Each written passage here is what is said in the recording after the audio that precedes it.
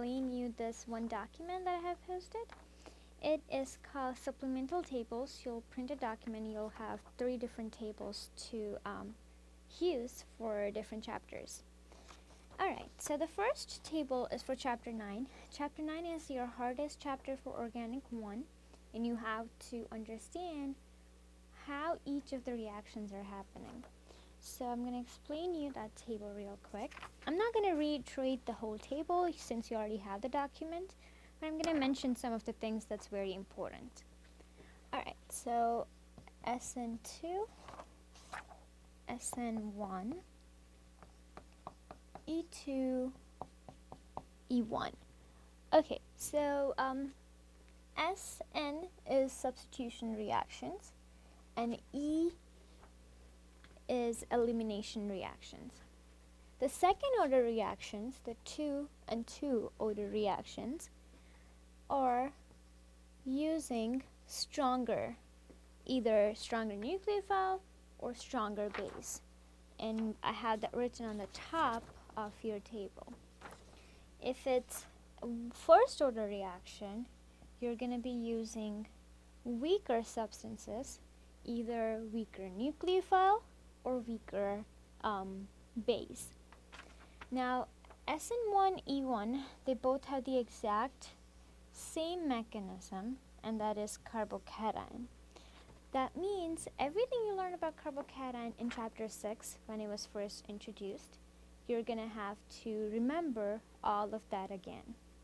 All of the characteristic applies here as well. So same mechanism here.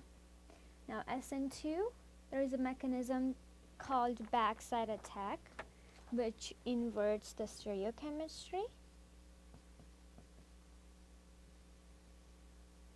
And the mechanism for E2 involves anti-coplanar condition. So if your alkyl halide and the neighboring hydrogen is not anti-coplanar, which means one on wedge, one on dash, then you cannot do E2. There has to be 2 molecules, one halogen and one hydrogen, on opposite of each other. If you have a chair, when you draw a chair of a cyclohexane, let's see you're determining what the product's going to be. Both of your Br and H, they both have to be axial. So in terms of chair, both have to be axial because that's when they are 180 degrees apart. So anti-coplanar means 180 degrees apart. So if they're not axial, if they're on equatorial, then you cannot do the reaction either. Alright, so these are the 2 conditions that you definitely have to satisfy for E2 reaction to take place. Keep that in mind because that's where Dr. J will ask more questions from. Okay, it's easier to learn this reaction in terms of comparison. Like SN2 and E2, they both use stronger substances. So compare them and see what is the difference. Obviously, one substitution, one is elimination. So products for elimination will be making alkene, but substitution is you're replacing something. Alright, so that's one thing that you should keep clear. But you should already know that because the name implies substitution or elimination. Okay, so comparison will be your best attempt to remember these reactions. Okay, so first thing that you should do is determine the differences between your nucleophile and bases. Sometimes they overlap, such as NaOH.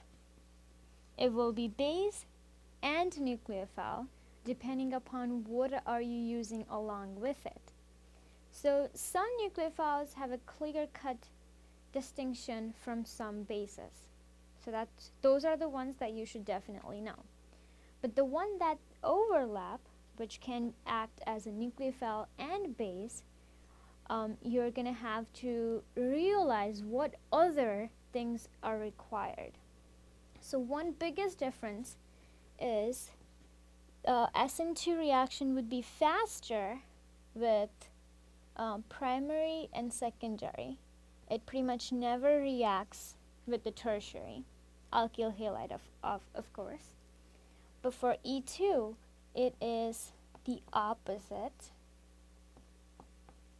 because it will react faster with tertiary, then secondary, and then primary.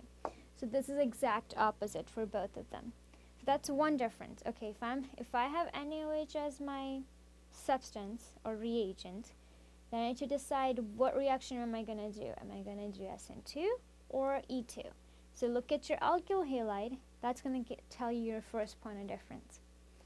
Okay, then if the alkyl halides are secondary, which could do both of the reactions, the next thing you look at is the solvent they're in. So SN2 requires polyaprotic solvent, which means they cannot donate any hydrogens. That's polyaprotic solvent. But E2 will do reaction in both polyprotic or polyaprotic. So how do you differentiate? If you have polyaprotic solvent, always think of SN2 first, because that's the first thing that it's going to happen.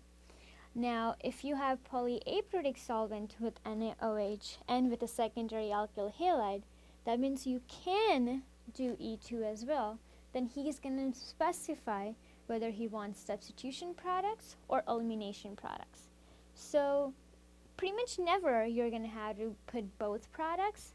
Just follow the direction and come up with a conclusion of what reaction you need to be thinking about. Okay, these are the questions that come more often. SN1E1, pretty much you never see it. But you still need to know that they're carbocation mechanism. They require polyprotic solvents, and if you have weaker bases or weaker nucleophiles, then you're going to be doing SN1 and E1. Alright, just want to make sure everything covered. Alright, so we're done with the first table. Okay, so the second table that I have is useful after you learn chapter 10. Chapter 10 is where you learn about alcohols. So alcohol is not a good leaving group. So if you want to do any reaction with them, you're going to have to turn them into some sort of other functional group. And so far in Organic 1, you've learned reactions with alkyl halide and some other good leaving group reactions, right? Now, this table will help you convert alcohol to a good leaving group so you can do another reaction to it. This is something you have to know, obviously. So, alcohol to a good leaving group such as bromine or chlorine. So why do we have this table? Because we want the molecule to be turned into a good leaving group so you can do another reaction to it. Okay, so three different functionality of alcohol: primary, secondary, or tertiary. You're going to require different reagents. So to turn primary and secondary, you would use PBr3 here and SOCl2 with pyridine for chlorine. Alright, so these are the two reagents that you're going to use for primary and secondary alcohol, because this is SN2 mechanism. Now, SN2s don't react with tertiary substances, so this is going to be SN1 reaction, where you would use stronger acids that you have been using. So this is, again, it's going to be carbocation mechanism, and SN2 is going to be inversion of stereochemistry mechanism. So this is the table. It's easy to memorize. It's just to aid you with conversion, or it's useful in breaking the product or in synthesis. Okay, so do know that why are we converting? Because alcohol is not a good leaving group. So in order to convert it to good leaving group, and then we can do reactions to that molecule. Okay, so that's the second table. the last one is just to aid you overall once you start learning reactions. So the last table is explaining you about the stereochemistry. A lot of people have problems with stereochemistry of what exactly your product's going to look like. So this is something to aid you. If you have a syn reaction, so like let's take alkene example, then you have, if you remember, the OSO4 and H2O2 reaction. If you remember, the product will be syn. The regiochemistry is syn. Now, if you react this with a cis alkene, then when you make your product, since the product has to be syn, cis plus syn, if you look at in your table, it's going to be meso. So when you make your product, you will have two OH on the same side because it's syn, and it was cis, so it's not going to be able to rotate, so you'll get a meso product like that. Right? So whenever, so you don't have two, it's not a racemic mixture, you don't have two stereoisomers, it's only one and it's meso. Okay, this was just an example. So this will hold true whenever you have a conditions like cis or syn. So the opposite is trans and anti. That's also going to give you meso. But then if you're changing this, if it's trans and syn, then you're going to have a racemic mixture. If it's cis and anti, then you're going to have a racemic mixture as well. So this helps any reaction after chapter 6, but it's very, very helpful when you need to decide how many isomers do I have, or what kind of stereochemistry do I need to put at the end of my products. Right, so I hope this supplemental table helps you. Again, the first table is for chapter 9, second table is for chapter 10, and the last table is from anywhere from chapter 6 to the final. Right, I hope this helped.